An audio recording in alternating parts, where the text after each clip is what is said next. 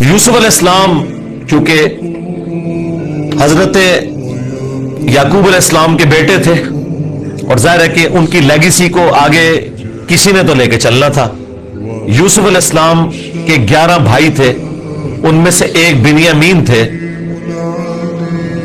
جو ایسے بھائی تھے کہ ماں اور باپ دونوں کامن تھے, اور باقی جو 10 بھائی تھے وہ دوسری والدہ سے تھے ان کے, وہ خالہ بھی لگتی تھی ان کی یوسف علیہ السلام کی, اور ظاہر ہے کہ ماں بھی تھی کیونکہ ان کے والد نے ان سے نکاح کیا ہوا تھا. 10 بیٹے اس ماں سے تھے, 2 یہ تھے, اور آپس میں ان کا ایک حسد والا معاملہ ہو گیا شیطان کی وجہ سے. ظاہر ہے کہ اب باپ کی لیگیسی کو کس نے آگے لے کے چلنا ہے, وہ ظاہر ہے وہ تو باپ نے تو ڈیسائیڈ ہی نہیں کرنا, وہ تو اللہ نے ڈیسائیڈ کرنا ہے. اب یوسف علیہ السلام کو اللہ تعالیٰ نے خواب دکھایا, اور خواب انبیاء کے حق میں وحی الہی ہوتا ہے. بخاری مسلم میں حدیث ہے کہ خواب نبوت کا 46واں حصہ ہے.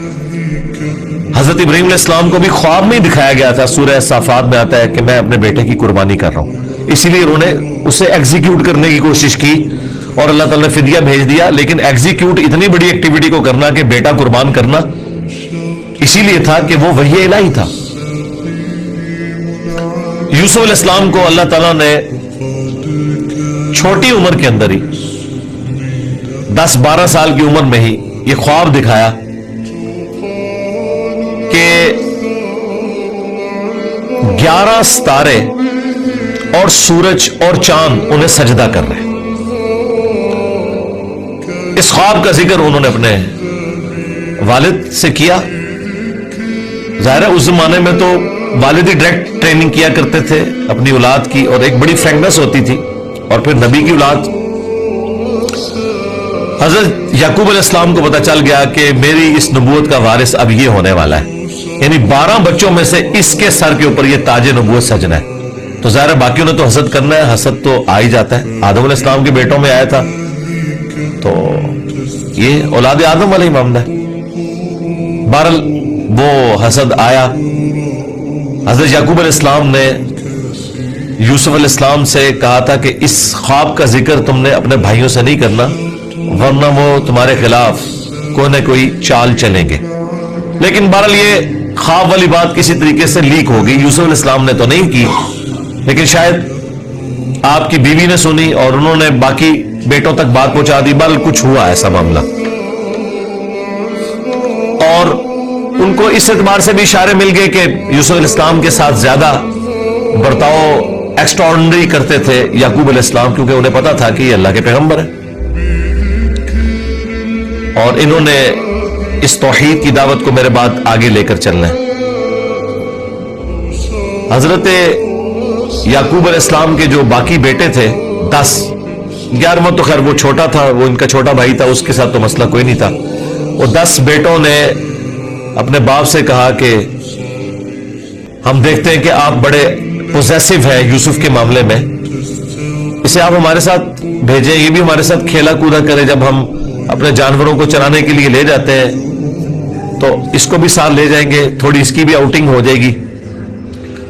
تو حضرت یعقوب علیہ السلام کو یہ بات کلک کر گئی کہ یہ کچھ کرنا چاہتے ہیں. ان کو تو اندازہ ہی نہیں تھا کہ اتنی بڑی آزمائش ان کا انتظار کر رہی ہے. یار 40 سال کی جدائی آپ امیجن کریں, اور قرآن میں ہے کہ وہ نابینا ہو گئے تھے رو رو کے, اس تکلیف سے وہ گزرے. تو انہوں نے کہا کہ مجھے خطرہ ہے کہ تم یوسف کو صحیح طریقے سے دیکھ بھال اس کی نہیں کرو گے, کیئرلیس ہو جاؤ گے, چھوٹا بچہ ہے, کوئی بھیڑیا اس میں حملہ آور نہ ہو جائے. انہوں نے کہا ہمارے ہوتے ہوئے 10 بھائی جس کے ہوں تو پھر ہم نام کے ہی جوان ہوئے. بہرحال وہ تقدیر میں لکھا تھا, ایسا تو ہونا تھا. یوسف علیہ السلام نے وہاں پہنچنا ہی تھا جہاں اللہ تعالیٰ نے انہیں اتنا بڑا منصب عطا کرنا تھا. وہی ہوا. تنگ آ کے یعقوب علیہ السلام نے اجازت دے دی, وہ لے گئے یوسف علیہ السلام کو, اور پلان یہ بنایا کہ اسے قتل کریں گے. لیکن ایک بھائی تھا جو آڑے آ گیا, اس نے کہا قتل نہ کرو, ہے تو ہمارا بھائی, ہم اسے کسی کنویں میں ڈال دیتے ہیں اور ان زمانوں میں جو قافلے گزرا کرتے تھے وہ کنویں پہ پانی کے لیے رکتے تھے، تو ہو سکتا ہے کہ کوئی نکالے تو یہ اس کے ساتھ ہی چلا جائے، جان چھوٹ جائے، قتل نہ کرو۔ اور اس میں وہ یہ بھی کہتے ہیں کہ ہم اس وقت تو یہ ایکٹیویٹی کرتے ہیں، پھر بعد میں اللہ سے توبہ مانگ لیں گے، اللہ تعالیٰ بڑا بخشنے والا مہربان ہے، جو کچھ بھی ہے تیرے محبوب کی امت سے۔ یہ بھی قرآن میں نقل ہوا ہے، وہی سیم مینٹالٹی آگے چل رہی ہے، بعد میں نیک بن جائیں گے۔ اور انہوں نے ڈرامہ بازی یہ کی کہ یوسف علیہ السلام کے کرتے کے اوپر کسی بھیڑیے کا خون مل لیا اور کہا کہ ہم تو اسے سامان کے پاس چھوڑ کے گئے تھے، پیچھے سے بھیڑیا آیا اور یوسف کو کھا گیا، اور یہ اس کی قمیض ہے۔ عشاء کے وقت روتے ہوئے آئے، رات کے وقت قرآن کے الفاظ ہیں۔ حضرت یعقوب علیہ السلام کو سمجھ آ گئی کہ یہ میری آزمائش شروع ہو گئی ہے، کیونکہ توحید ایک ننگی تلوار ہے۔ انہیں سمجھ آ گئی تھی کہ میں نے اپنے بیٹے سے جو اتنی شدید محبت رکھی ہے نا، اللہ تعالیٰ مخلوق کی محبت کو برداشت نہیں کرتا، ایٹ لیسٹ ایک پیغمبر کے دل میں اس ایکسٹریم لیول کے اوپر جا کر۔ تو میری آزمائش شروع ہو گئی اب۔ تو انہوں نے کوئی بحث نہیں کی، انہوں نے کہا میں صبر کروں گا جو کچھ ہوا۔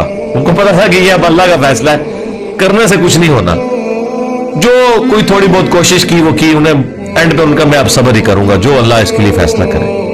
وہی ہوا، ایک قافلہ وہاں سے گزر رہا تھا، انہوں نے پانی کے لیے ڈول ڈالا، اور یوسف علیہ السلام کو اللہ تعالیٰ نے قرآن میں آیا کہ یوسف کو ہم نے تسلی دی کہ ایک دن آئے گا کہ تم اپنے بھائیوں کو بتا دو گے جو انہوں نے یہ غلطی کی تھی، ہم تمہیں سرخرو کریں گے، بہرحال ابھی تو تمہارے لیے طے ہو گیا۔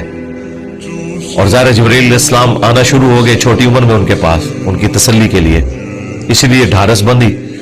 انہوں نے پانی کے لیے ڈول ڈالا، یوسف علیہ السلام نے وہ پکڑا اور باہر نکل آئے، اور بھائی جو ہے چھپ کے یہ منظر دیکھ رہے تھے۔ انہوں نے کہا یہ نہ ہو یہ پھر واپس آ جائے۔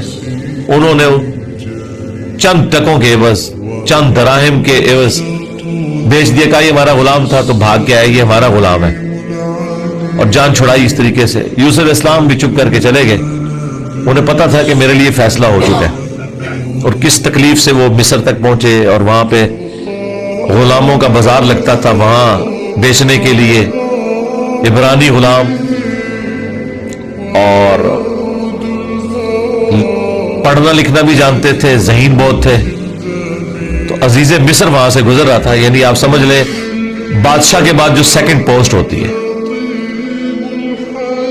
اس نے دیکھا کہ یہ تو شکل ہی غلاموں والی نہیں ہے، یہ کوئی ایکسٹرا آرڈنری بندہ ہے۔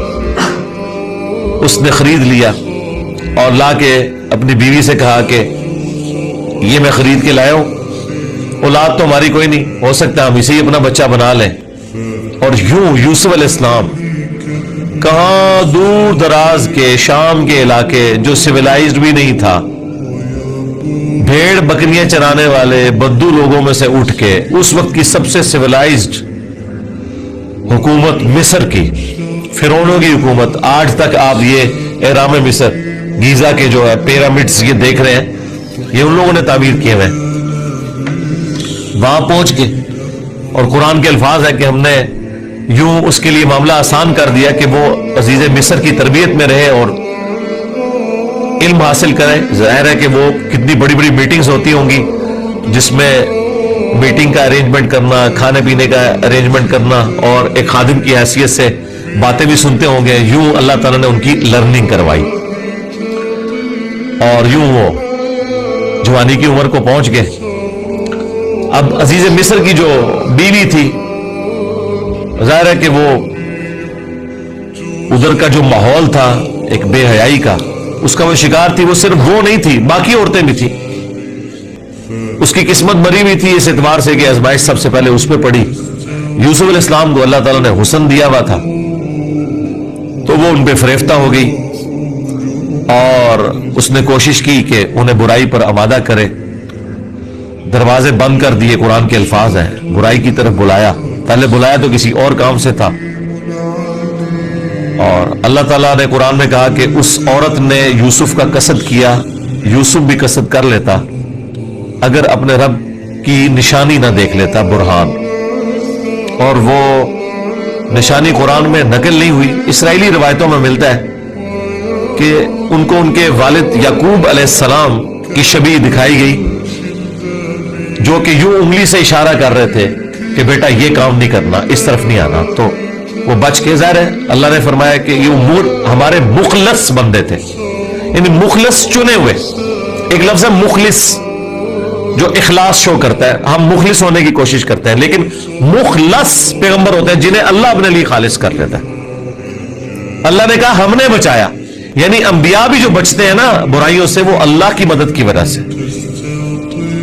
بہرحال اس تکلیف سے وہ گزرے، خبر لیک ہو گئی، کیونکہ جب اس نے قصد کیا تو یوسف علیہ السلام بھاگے. اللہ تعالیٰ نے معجزانہ طور پہ وہ دروازے کھول دیے، اور یہ سین جس طریقے سے انہوں نے فلمایا ہے پہنچا دیا جی انہوں نے اس جگہ پہ، اس فلم کے اندر ایران والوں نے. بہرحال قرآن کے الفاظ ہیں جب وہ دروازے کے اوپر پہنچے تو وہاں سے عزیز مصر آ گیا، اور پیچھے عورت بھی ہے تو اسے بھی شک پڑ گیا. وہاں پہ کوئی سیانہ بندہ تھا جس نے کہا کہ یہ دیکھو کہ اگر یوسف کی قمیض آگے سے پھٹی ہوئی ہے تو یوسف جو ہے وہ مجرم ہے، اور اگر یہ پیچھے سے پھٹی ہوئی ہے تو پھر وہ عورت مجرم ہے. کیونکہ یوسف علیہ السلام بھاگے تھے، اس نے پیچھے دوڑ لگائی ان کو پکڑنے کے لیے، تو پیچھے سے قمیض پھٹی ہوئی تھی اور وہ پیچھے سے پھٹی نکلی. ایران والوں نے فلم میں یہ فلمایا کہ وہ ایک شیرخوار بچہ بول اٹھا، لیکن یہ دور کی بات ہے. اگر یہ واقعہ ہوا ہوتا تو سارے کے سارے یوسف علیہ السلام کو اسی وقت نہ مان لیتے کہ یہ تو کوئی عام انسان نہیں ہے. مجھے لگتا ہے کوئی سمجھدار آدمی تھا جس نے مشورہ دیا، اور یہ لاجیکل بھی تھا. تو عزیز مصر کو پتہ چل گیا کہ اس عورت کی چال ہے، پھر بھی وہ باز نہیں آئی. جب اس کی خبر لیک ہوئی تو اس نے کہا میری تو دم کٹ گئی ہے، میں اب ساری عورتوں کی دم کٹواؤں گی. اس نے وہ جتنی بڑے اشرافیہ وہاں مصر کا تھا ان ساری عورتوں کو دعوت پہ بلایا، اور سب کے ہاتھ میں ایک ایک چھری دے دی، قرآن کے الفاظ ہیں، اور ایک ایک سیب دیا، اور یوسف علیہ السلام کو کہا کہ ان عورتوں کے سامنے آؤ. تو قرآن کے الفاظ ہیں کہ جب یوسف علیہ السلام ان کے سامنے آئے تو عورتوں نے بے خیالی میں وہ کاٹتے ہوئے سیب کو اپنی انگلیاں بھی کاٹ لی. کاٹنے سے مراد یہ نہیں کہ وہ کٹ کے علیحدہ ہوگی، مراد یہ کہ اس پہ تھوڑا بہت زخم آیا. یہ اتنا نہیں ہے کہ وہ انگلیاں ٹوٹ ٹوٹ کے کوئی علیحدہ ہو گئی تھی، یا کوئی ساری عورتوں نے یہ سب کچھ کر لیا. ڈاکٹر صاحب نے اس کی اچھی توجیہ بیان کی ہے کہ ہو سکتا ہے کہ کسی عورت کی انگلی زخمی ہو، اور یوسف علیہ السلام جو کہ غلام تھے وہ اس کی طرف متوجہ ہوں کہ میں اس کو پٹی کر دوں یا اس کے لیے کچھ ارینجمنٹ کروں، تو باقی عورتوں نے یوسف علیہ السلام کو اپنی طرف اٹریکٹ کرنے کے لیے جان بوجھ کے خود ہی اپنی انگلی کاٹی ہو کے تاکہ وہ متوجہ ہو. کوئی بار اس طرح کا سلسلہ ہوا ایک ایکسٹرا آرڈنری. اور جب یہ حالت ہوئی تو اس نے پھر کہا کہ ہاں یہ تھا جس کے لیے تم مجھے بات کر رہی تھی، تم لوگ بھی تو اس میں گرفتار ہو گئے. اور پھر اس کی ڈٹائی ہے، اس نے کہا کہ میں اسے برائی کی طرف بلا رہی ہوں، اگر اس نے یہ میری بات نہ مانی تو میں اسے جیل میں ڈلوا دوں گی. تو یوسف علیہ السلام نے دعا کی کہ یا اللہ مجھے جیل قبول ہے اس برائی کے عوض کہ میں تیرا مجرم بنوں. دیکھیں کوئی گناہ بھی نہیں کیا، برائی سے بچے ہیں. ہم ہوں تو ہم کے ہمیں انعام ملے، وہ کہہ رہے ہیں مجھے انعام میں جیل مل جائے کہ میں ان کے شر سے بچ جاؤں. بہرحال پھر وہ بہانہ کر کے ان عورتوں نے جھوٹے الزامات لگا کے یوسف علیہ السلام کو جیل میں ڈلوا دیا. یوسف علیہ السلام بھی راضی تھے، ٹھیک ہے چلے گئے. آلموسٹ 9 سے 10 سال تک وہ جیل میں رہے، اور وہ جیل کا جو انہوں نے سین فلمایا ہے وہ بندہ دیکھ نہیں سکتا. جو وہاں پہ کس پرسی کی حالت تھی بال انہوں نے گزاری، لیکن آپ کے اخلاق سے متاثر ہو کے دعوت توحید بھی وہاں پہ پہنچی. اور اسی دوران 2 ایسے قیدی تھے کہ ان دونوں نے الگ الگ خواب دیکھے، اور انہوں نے یوسف علیہ السلام سے کہا کہ آپ اچھے بھلے معلوم ہوتے ہیں، اگر آپ تعبیر بتا سکتے ہیں. ان کا میں اس کی تعبیر جو بتاؤں گا وہ تعویل ہوگی، پھر وہ مقدر ہو جائے گی. اور وہ خواب انہوں نے اپنا بیان کیا. ایک نے خواب یہ بیان کیا کہ میں نے یہ دیکھا کہ میں اپنے رب یعنی اپنے اس بادشاہ کو شراب نچوڑ کے دے رہا ہوں. دونوں کے قتل کے فتوے جاری ہو چکے ہوئے تھے. تو یوسف علیہ السلام نے اسے کہا کہ تم عنقریب छूट जाओगे। दूसरे ने देखा कि मेरे सर के ऊपर रोटियों का एक टोकरा है और उससे जानवर परिंदे खा रहे हैं, तो उनका तुम सूली दिए जाओगे और तुम्हारी लाश से जानवर खाएंगे। और वही हुआ। और कुरान के अल्फाज है कि जिसे निजात मिलने वाली थी उसे यूसुफ अलैहिस्सलाम ने कहा कि जब तुम छूट जाओ तो अपने बादशाह से मेरा जिक्र करना कि मेरे साथ ये ज्यादती हुई है। लेकिन कुरान के अल्फाज हैं कि शैतान ने वो जिक्र भुला दिया। ज़ाहिर है अल्लाह ने तो कोई और ही फैसला किया हुआ था। और यूं ऑलमोस्ट 9 से 10 साल उनके जेल में कट गए, यहां तक कि उस बादशाह का जो बेटा है वो तख्त नशीन हुआ और उसने ख्वाब देखा। ज़ाहिर है बादशाह को अल्लाह ताला इस तरह के ख्वाब दिखाया करता था। मखलूकात को देखने की जिम्मेदारी अल्लाह ताला ने बादशाहों के ऊपर ही रखी हुई है जो उनके अंडर रियाया है। कि 7 दुबली पतली गाय जो है वो नील से निकल के 7 मोटी गायों को खा रही हैं और 7 खुश्क बालियां हैं और 7 जो है वो हरी बालियां हैं। अब ये बड़ा एक एक्स्ट्राऑर्डिनरी ख्वाब था। उसने अपने वो सारे ताबीर बताने वाले बुलाए, सब के सब आजिज आ गए। तो वो जो छूट चुका था एक कैदी, वो बादशाह का बड़ा करीबी था जो उसे शराब बना के देता था, उसे याद आया कि हाँ एक शख्स कैद में है। और याद कब आया देखे 9-10 साल के बाद। उसने कहा मैं एक ऐसे शख्स को जानता हूं कि जो आपको इसकी ताबीर बताएगा। तो वो बादशाह ने कहा ठीक है उसे ले आओ यहां पे। यूसुफ अलैहिस्सलाम ने ताबीर बता दी जो बाकी मुअब्बर नहीं बता सके। बादशाह को भी लगा ये ताबीर इसी तरीके से कि 7 खुशहाली के साल आएंगे और उसके बाद 7 साल आएंगे 7 इयर्स कह साली के, जिसमें आप ये वाला गल्ला जो स्टोर किया होगा वो इस्तेमाल करेंगे और फिर उसके बाद बारिश होगी। 7 साल तक बारिश नहीं होगी और उन 7 सालों के लिए आपने अपनी वो वाली गंदुम संभाल के रखनी है जो इन खुशहाली के 7 सालों में खूब पैदावार होगी। तो बादशाह ने कहा उन्हें बुला के लाओ। उन्होंने कहा नहीं पहले मेरा वो मसला हल करें जो मेरे ऊपर इल्जामात लगा के इन औरतों ने अंदर किया। फिर बहरहाल वो मामला भी सेटल हुआ। औरतों ने मान लिया कि यूसुफ अलैहिस्सलाम की कोई गलती नहीं थी। फिर यूसुफ अलैहिस्सलाम इज्जत के साथ लाए गए बादशाह के पास और उन्होंने खुद कहा कि मुझे वजीर खुराक बना दे, मैं अमीन भी हूं और इन मामलात को हैंडल भी कर सकता हूं।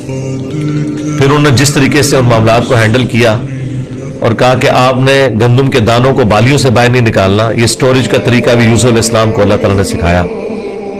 यूं गंदम खराब नहीं होती, साल हर साल आप इस्तेमाल कर सकते हैं। आज भी गंदम इसी तरीके से स्टोर होती है।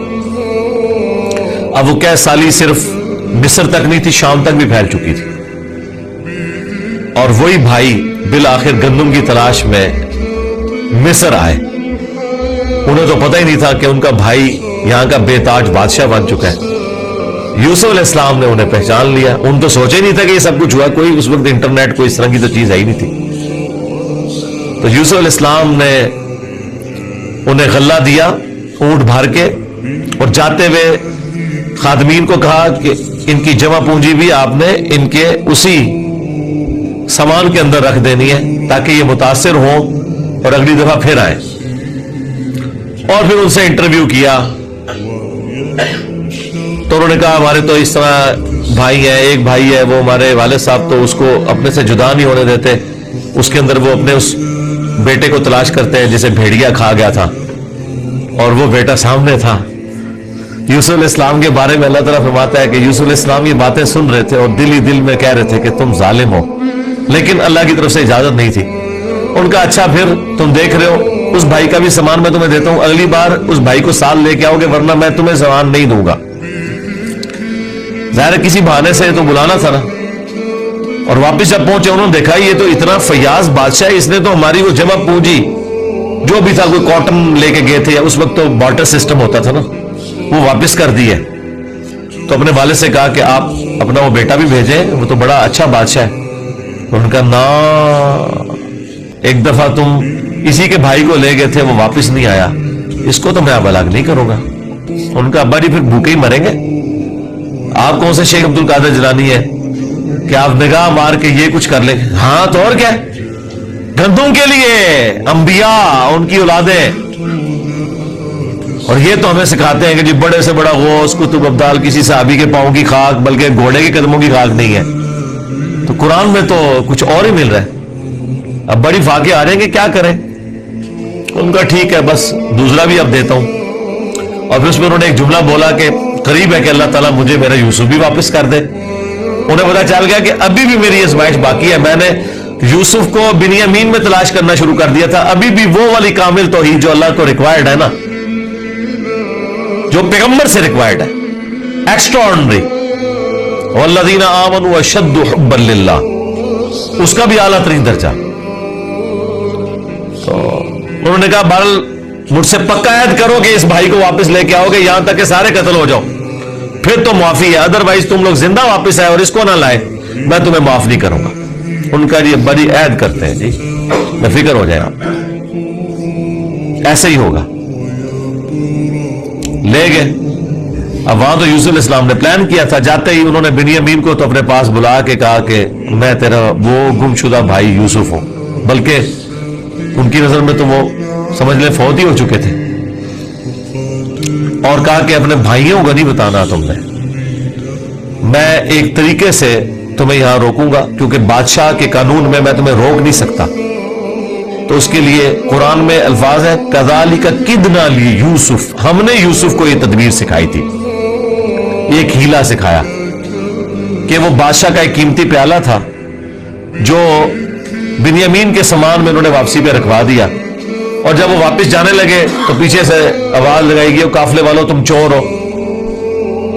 اور یوسف علیہ السلام کو پتا تھا کہ بنی اسرائیل میں چوری کی سزا یہ ہے کہ وہ شخص پھر غلام بن جاتا ہے جس کی اس نے چوری کی ہوتی ہے.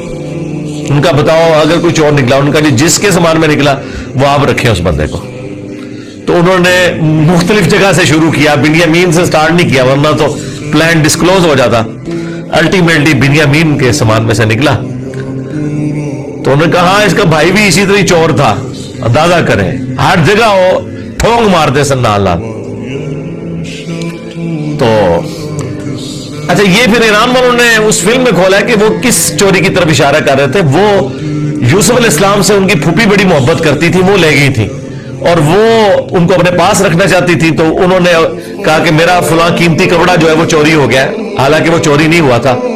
اور وہ یوسف علیہ السلام کے سامان سے انہوں نے ریٹریو کیا اور اس کے بدلے میں یعقوب علیہ السلام کو کچھ عرصہ اپنے اس بیٹے کو اپنی بہن کے پاس چھوڑنا پڑا. تو یہ ان کو کلک کر گیا آئیڈیا، یہی والا آئیڈیا انہوں نے اپنے بھائیوں کے اوپر بھی اپلائی کیا.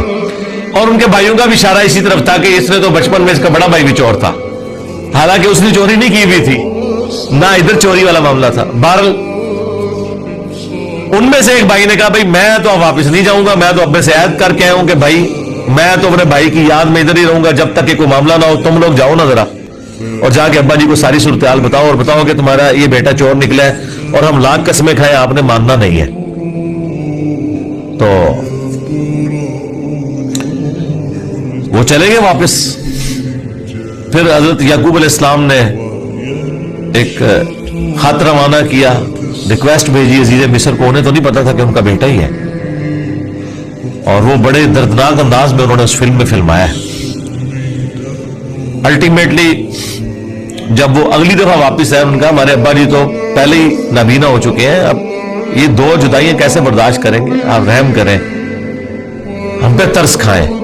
پھر یوسف علیہ السلام نے کہا کہ تمہیں یہ ساری باتیں اس وقت نہیں یاد آئی، تمہیں یاد نہیں تم نے اپنے بھائی کے ساتھ کیا کیا تھا.